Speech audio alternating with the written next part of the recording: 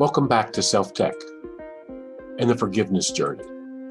This is the second of 4 videos discussing the 4 stations of forgiveness. My guest is Nicole Zasowski, a marriage and family therapist, writer, and speaker. During the video, we will be taking a closer look at the station of insight.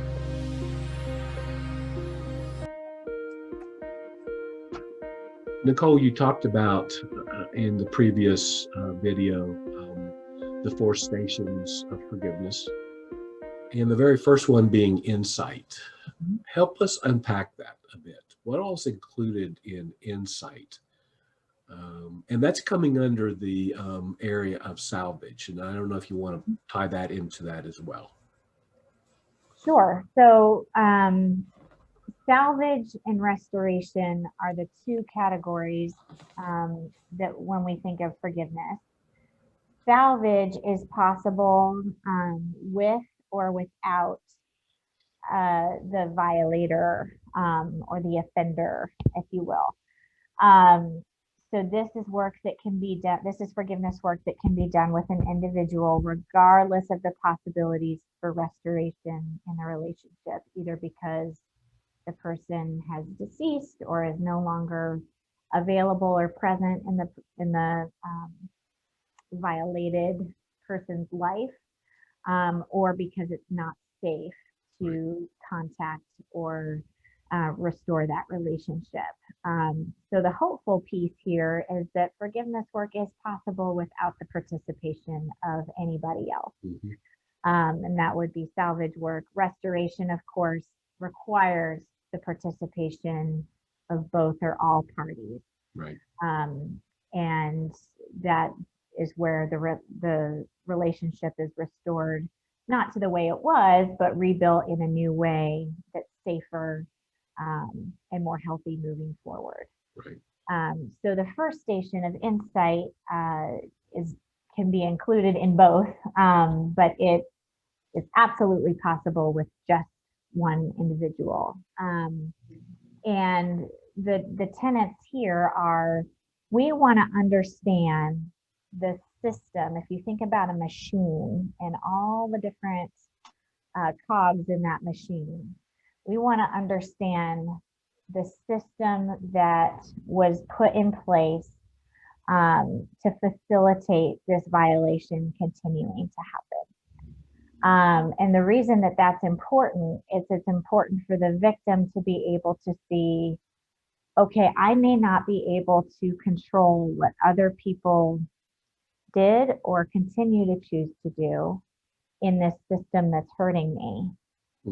But I can make some choices about whether I am going to continue to play the role I'm playing in this system that's keeping the harm going. And so it's really highlighting what each of those steps are. If you think about the reason I'm doing this like a circle, Yeah. If you think about a cycle, again, we can't control what anybody else does, but I can choose if I'm going to continue participating in it. Can you give me, and being involved with many people's conversations about this, Nicole, can you pull out an example of what Sure. it looked like? What you're meaning?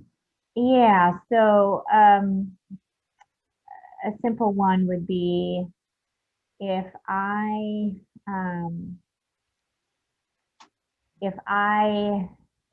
am always, every time I go over to my parents' house,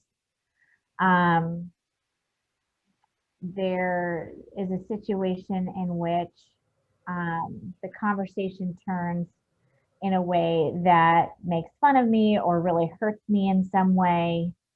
And I just stay quiet and put up with it to keep the peace, and sort of wait for the 2 hours to be over until I can go home again and dread the next invitation.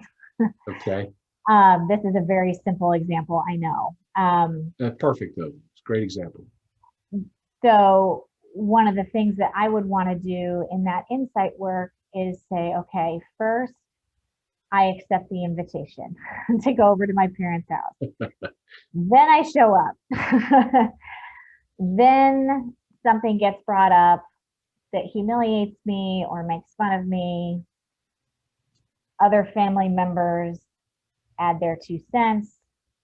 I stay quiet, wait for it to be over. So see, I'm naming the different steps in this circle that's hurting me, or this cycle that's hurting me. Right. And then what I would do as a client with my therapist would be, certainly that's not my fault. I'm not going to take responsibility for something that is not mine to own. But let's delineate, as a part of my empowerment, how I can stop participating in this system. Like, what am I doing or not doing that might be signing me up for this pain over and over again? Right. And so if I were to stop doing some of those things, they would actually help protect me Yeah, from ever going back into that hurt again.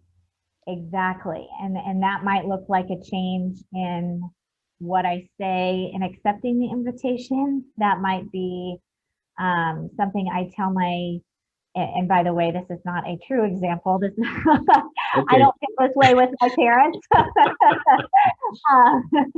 Mom and dad, if you're watching this, Yes. Let's clarify that. But it might be something I say when I walk through the door. It might be something I say in the moment. I am no longer going to participate in the system that continues to hurt me or my family. Right.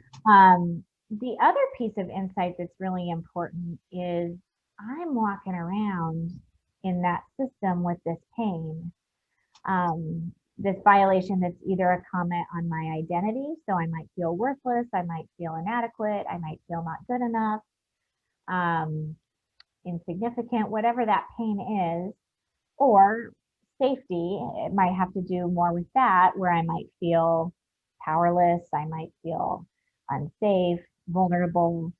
So being able to name that specific violation, and then be able to understand, how might I be tempted to react, or how might I be inclined to react in a way that's understandable but not helpful or healthy, and hurts myself and other innocent parties in my life.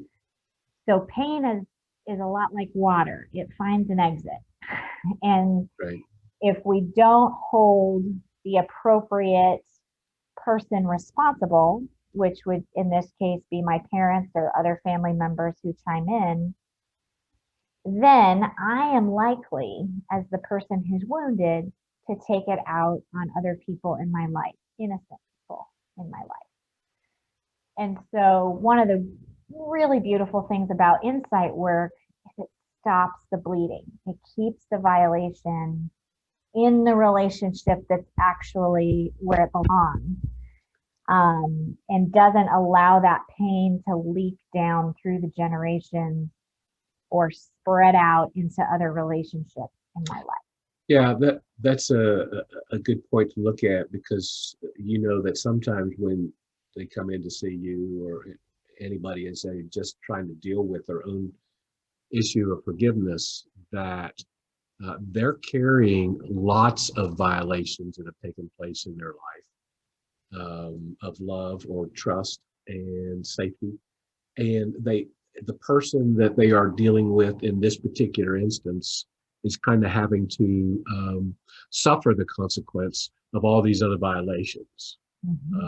And so how do you help someone who is obviously been hurt maybe many times before? It feels like the same violation,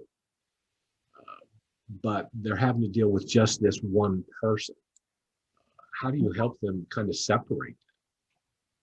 Yeah, so often it is a pattern, and it might show up in various relationships, and you want to keep it as simple and focused. Yeah. Even if you have to do insight work with multiple people in mind, you want to really delineate and separate and not feel like we're just going to take this umbrella of a painful situation. So you might need to do this several times with each cog in that machine or each relationship in the family, because likely, even if mom and dad are the primary violators, maybe a sibling has a tendency to chime in as a secondary violator, and some insight work would need to be done there as well.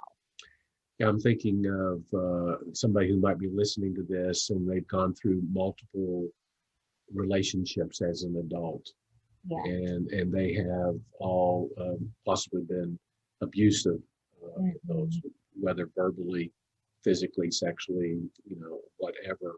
And then they come into another relationship, and it doesn't take much for them to be able to pick up on, oh, there's that hurt again, there's that pain. And what you're suggesting, Nicole, is that the challenge is to stay with this particular violation and take it for what it's worth, right. And possibly have to look back at these other violations as well and kind of take them, each one of them at face value instead of just compiling it. Right. We have a phrase in therapy called right script, wrong players. And when there have been these kind of patterns or themes in our relationship, it's so easy to become hypervigilant. And as soon as I'm with this new relationship and start sniffing out any kind of similar behavior, my brain is going to want to protect me. And it's going to want to assume that because I'm seeing this little thing, or maybe a larger thing, that everything that I've experienced before is also true about this person. Right. And we want to take each person based on their own merits and understand, okay, is this pain that I'm bringing into the relationship based on previous wounds? Or is this actually a violation in this relationship that needs to be dealt with? So that we use the term baggage inside and outside therapeutic circles all the time, but this is a great picture of it. We're not bringing our baggage in and dumping it at this person's feet and assuming that they gave it to us. Right. Thanks to Nicole for sharing with us the station of insight as we take this forgiveness journey. Our third video in this series will discuss the station of understanding, a very important part of the journey as we move from demonizing the violator to humanizing them without condoning their behavior. I hope you will join us. Also, if you want more information about Nicole, just go to NicoleZasowski.com. A better self, a better world, Self-Tech.